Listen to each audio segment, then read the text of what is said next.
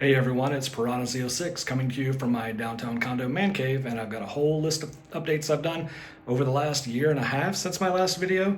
Hopefully it won't be as long of a video, but I think I've got just as many updates to get through. So let me show you.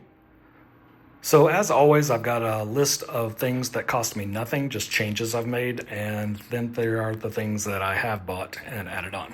As you can see, it doesn't look a whole lot different from this angle, so it's not big things I've added, but they add up cost-wise, but I'll show them to you as we get through them. But one of the first things I want to show you is, I haven't shown this really, because it's gone through several iterations itself, but I've never pulled it out for one of the videos. This is my flight pedals that are down there.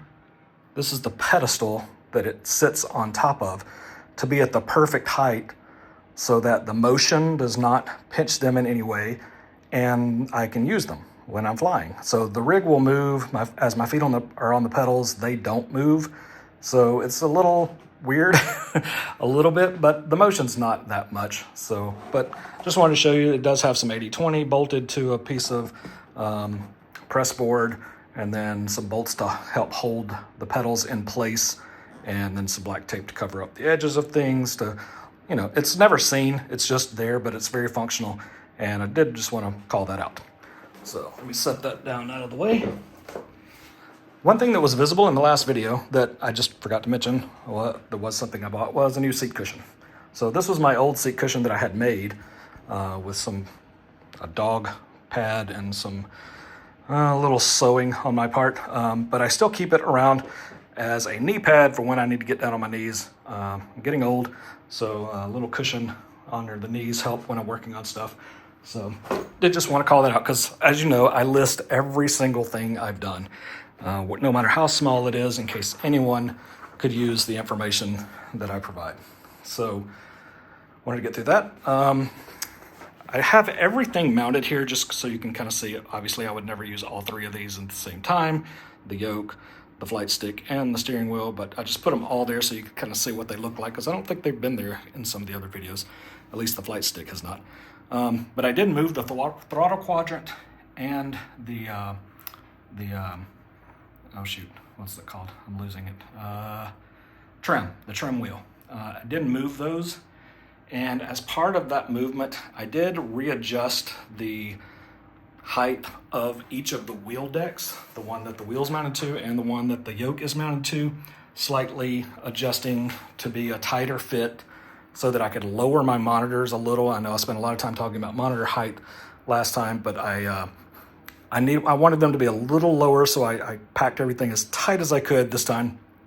And so that was all part of that, moving things around. I did do some cable management. Not a lot, as you guys know. I have bird nests, but I did do a little back here. I kind of grouped things that went together, just kind of keep things together as they route over to the big, what I call the rig USB hub. But I did that on both sides, back behind the DSDs. So a little bit of cable management there, and a little bit of redoing some here too as well, but not a lot. It's just a lot of wires, guys. So you can critique all you want, but they're never going to be completely hidden. There's just so many. One thing I did regarding the vibration dampeners is I did re-drill a couple holes on the front, not back here. I'm just pointing at the ones back here, but where I mounted the vibration cups to the steel plate, things weren't 100% lined up and centered properly on one corner, so I re-drilled some holes on the front plate and redid those. And as you can see, like I talked about in the last video, I did get some hose clamp bands and put those in place to keep the thing from rocking out left and right, like I talked about. Okay, I moved a lot of cables around. I moved my phone cradle a little differently because it was sagging too much. It was drooping. I mean, it always droops because it's flexible. but it was drooping and staying, so I redid that. I moved a couple of cables back here around. I took out, I had a 4-port non-powered hub somewhere down here, and I forget where exactly, but I took that out of line. Maybe it was up on the monitor, I forget. But I took that out, but I did get a new AC adapter for my Oculus, and I moved where it plugs in. Instead of to the hub, I plug it now directly into the PC. I was having some weird artifacts occasionally, so I thought maybe that might be the problem, and it may be. Actually, I think it happened one other time since I moved it, but I now connect it directly to the PC instead of through a hub. So I redid a few things because of that. Let's see. Moved that cable. I moved my Antlion microphone charging cable as well to a different port. So again, these are just movements and changes I made that don't cost anything, but just practicality wise made a difference. Things being a little more practical, working, looking a little better, maybe being able to take out some adapters, things like that. I added a lot of neoprene in places. So I put some where my knees go on the left and right. And then I also put them on the dead pedals, just because a lot of times, especially flight sim, I'm in socks, and just, a little cushion helps. So did that. Let's see, what else? Already talked about those. Modified the rudder riser. I did move my pedal cam. It is now further back, all the way under the PC tray, just because of the wide angle, not wide angle ability of that camera to show my feet well. I think something happened software wise, because I used to be able to adjust that, but for some reason now I can't. And so it's kind of locked into a certain aspect ratio. If anybody knows why that is, it's an old Logitech 1080 camera, but I'm using the new Logitech software with it, but I don't know. I used to be able to get it to work, but now I don't, but it works good enough, so I'm not worried about it too much. Did super glue a lot of end caps in place. If you have 80/20 and end caps, sometimes they can fall out. I still have one come out every once in a while, and I keep a little thing of super glue in my little pouch system here. I keep it right there, as you can see, just for if I'm sitting here and one falls out, I can super glue it back in place real quick, so that I can try to eventually get all of these taken care of. One thing, product-wise, was my Simmagic gas pedal. The piston actually started failing, started getting a little leakage. So contacted the place where I bought them, and they provided a replacement right away. They did want to see a video, so I sent them the video. They sent a replacement out under warranty very quickly, replaced that, and have not had any trouble since. So must have just got one that had a little failure. So I'm not dissing Simmagic at all. I think they make a great product, but that was just one little thing. I did add a couple of washers right there. That's my only complaint about this Vario monitor adjustment, is there's nothing that adjusts the monitors, this way. You can adjust the monitor this way, you can monitor this up, left and right, up and down, but there's nothing that allows you to adjust it this way, which is really one of the more critical parts when you're trying to align monitors. So you have to do it a little old school. So I added a couple of more tiny washers right there to just make that tilt in just a little bit more on that seam right there. So now, as you can see, it's pretty flush. There's, like I say, when my head is where it normally is going to be, there's no gaps and perfect alignment now. So pretty happy with that. I also, I'm not going to show it because it's buried way up underneath. Or maybe I'll try to get a little picture of it. Yeah, the power adapter for my Fanatec, or Fanatec, however you say it, direct drive wheel, the little fan that's built into it started vibrating. It was still working fine, no problem, but just the fan, I think one of the ball bearings gave away or something, and it was just vibrating. So I also got a replacement one of those under warranty still, because I did up for the 5-year warranty, I believe. Maybe the 3-year, I forget which one. Whatever the maximum was is what I bought, just since it was such a hefty investment. So that paid off. That was probably going to be a $150 power adapter brick. So I was able to get that under warranty. I did some work on my keyboard tray. It was just getting a little loose. I added a bolt to tighten it up in certain places, and so to get the friction back in there. I love this keyboard tray, by the way. It's just so functional for however you would want to use it. All the way in front of you, to the side, any angle. I absolutely love it and would recommend it for any keyboard tray on an 80/20 rig. And you can look down in the list to see.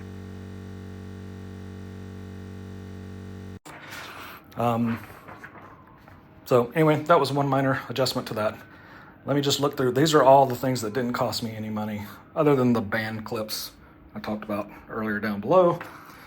Let me just go through again. Seat cushion, knee pad, move throttle quadrant, trim wheel, cable management, new holes in the steel plate, moved some cables, moved another cable, and moved another cable, took out the 4-port USB splitter, moved my phone cradle, added some neoprene in places, lowered the wheel deck and monitors, modified the rudder, my rudder pedestal, super glue things in place, Simmagic gas pedal cylinder.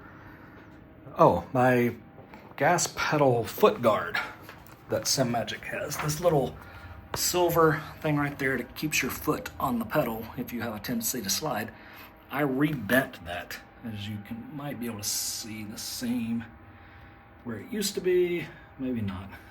Anyway, I bent it flat and then I bent it so that it was a little wider for me, because it was right there at the edge of the pedal, which wouldn't allow my full foot to center on the pedal. So anyway, I bent that in place and got it working. Spacers behind the monitor, power supply on the DD2, and the keyboard hinge bolt. Okay, that's everything that didn't cost me any money, other than the bands that I already mentioned.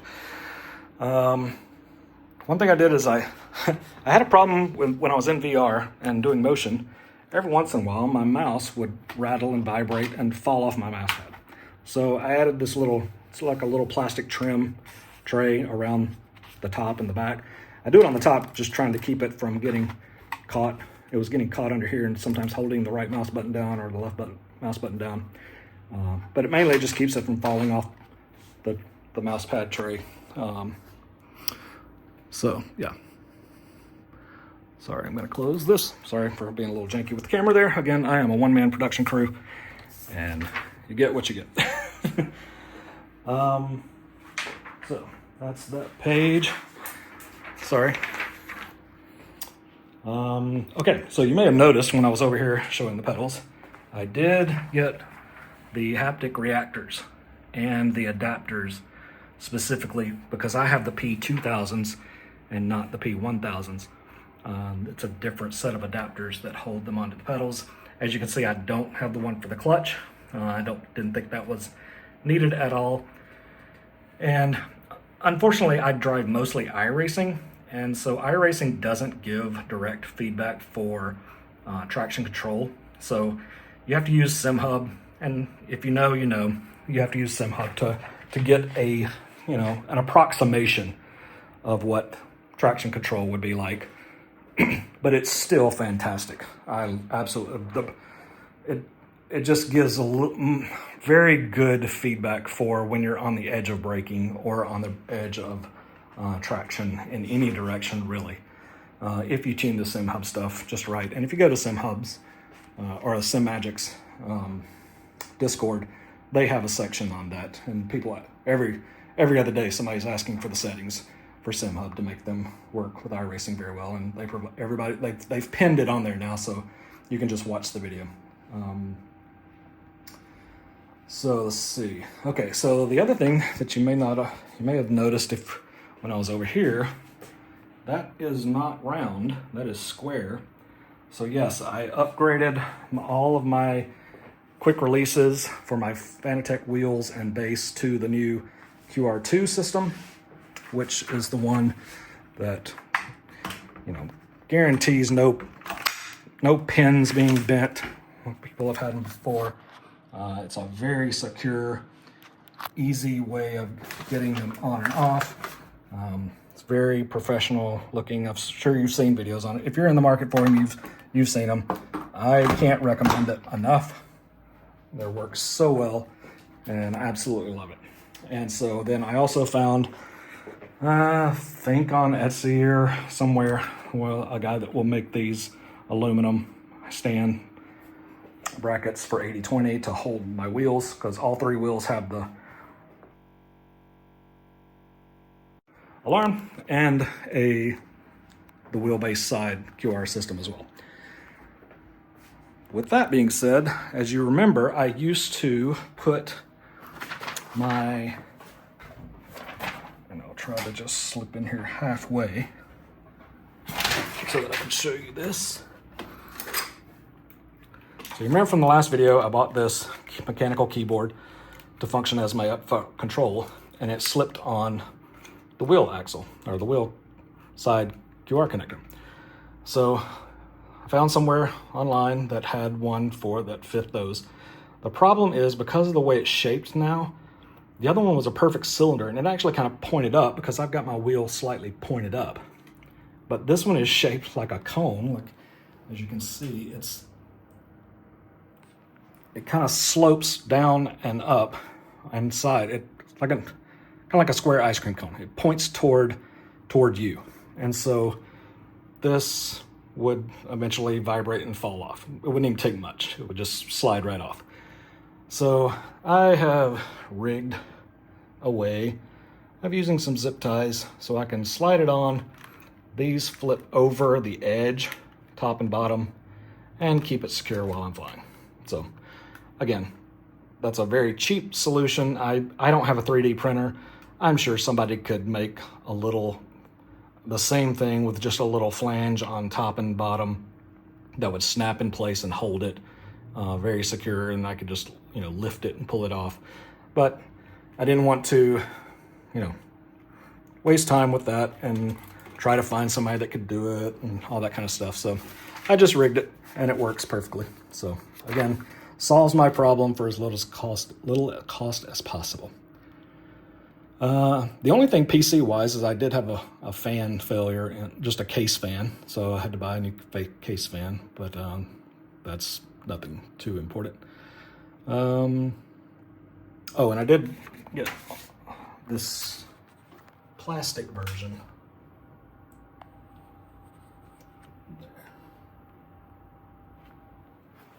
That's the plastic version of the wheel QR to hold my homemade upfront control on the rig when I'm not flying. Okay. Oh, so the one you may be able to tell right here in front is, if you watch Boosted Media, Will did a review on this not too long ago. This is my Fanatec V2, and I think I actually have the weird V2S or V2S. I forget. I have the weird version because I had I forget. Anyway, I had a very specific one, but it works for either one. It wasn't a big deal. This is the Pineapple Grips widening kit for it.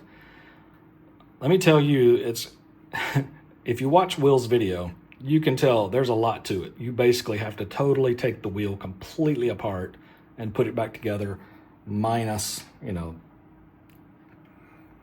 I don't know. You keep the one part basically, and you replace everything else, and then you put the buttons back and things like that.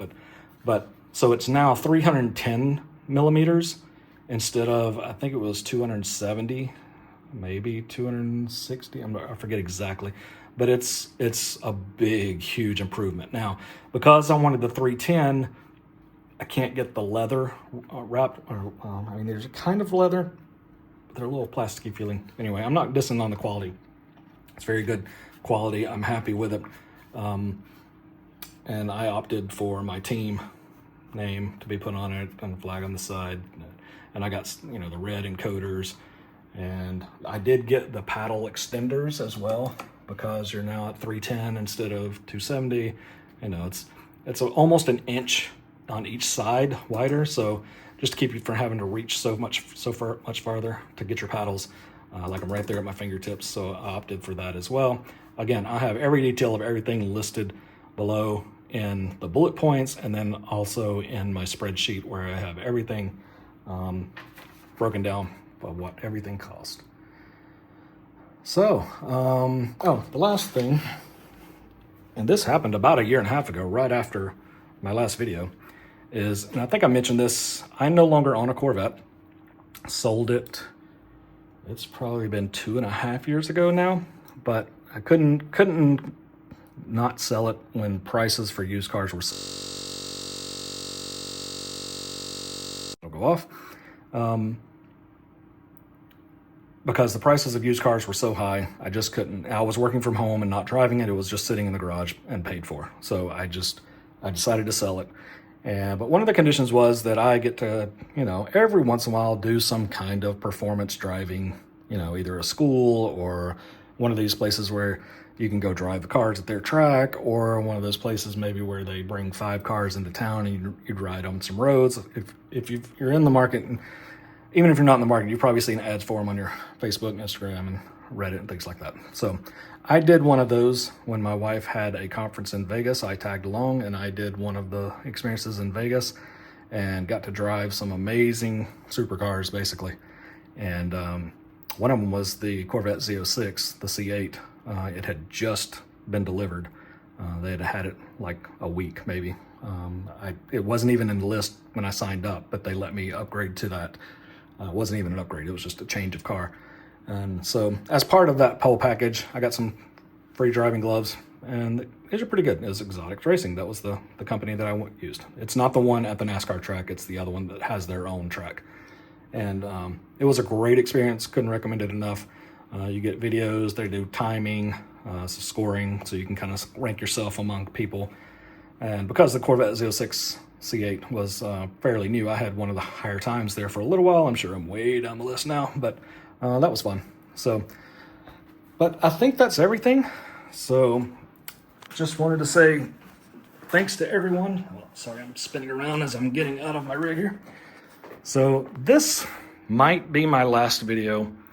I can't foresee any other upgrades or changes. I mean, I'll replace stuff if it breaks, or made a minor upgrade of, little stuff here and there. I am contemplating getting, the Quest 3 or waiting until the Quest 4 comes out. But I know probably next summer I am going to get a new PC because, my 3090 graphics card is getting long in the tooth, and my, I forget which processor I have, the 990 or 9900 maybe. So it's getting a little long in the tooth, and had it for several years now. So probably next summer, or whenever the 5090 series comes out, that's probably when I'm going to consider upgrading. And plus, honestly, I don't race as much as I used to because I have a new job. I am now a merchandising manager, or commonly known as a buyer, for Micro Center. So many of you probably know Micro Center. If you're lucky enough to have one in your town, you know all about it. Micro Center sells a lot of what I have on my rig. I have bought many of my products from Micro Center, including this one I forgot to mention. This is just my laptop headset that I just hang right here because I usually keep my laptop right here, and I have a chair that goes here. I just move them out of the way for videos.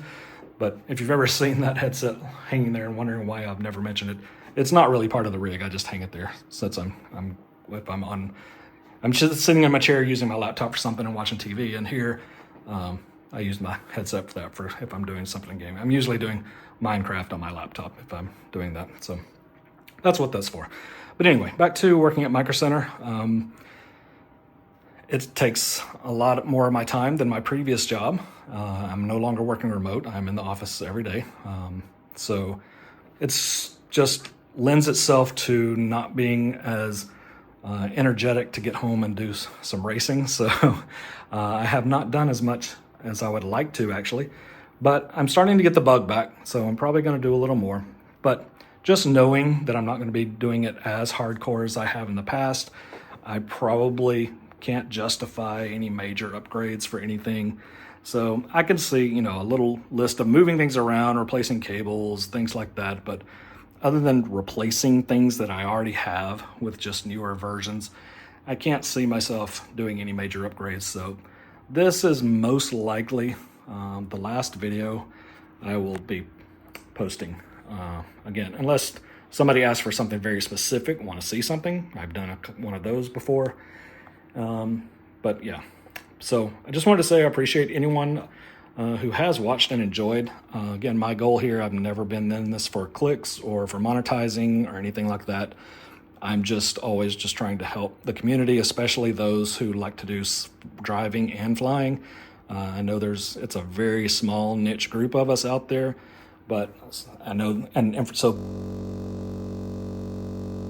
sometimes, so I'm just trying to provide some help where I can, how I have solved some problems. I know no two rigs are the same, so probably half of what I do wouldn't even work for you, but it may give you an idea then of how to solve something that your rig presents, whatever problem it presents. So I hope you've enjoyed it. I've enjoyed making them, and I will still be around. So if you have any questions or comments, just make them. Like I said, I always reply to everyone because I don't get that many. It's easy to do.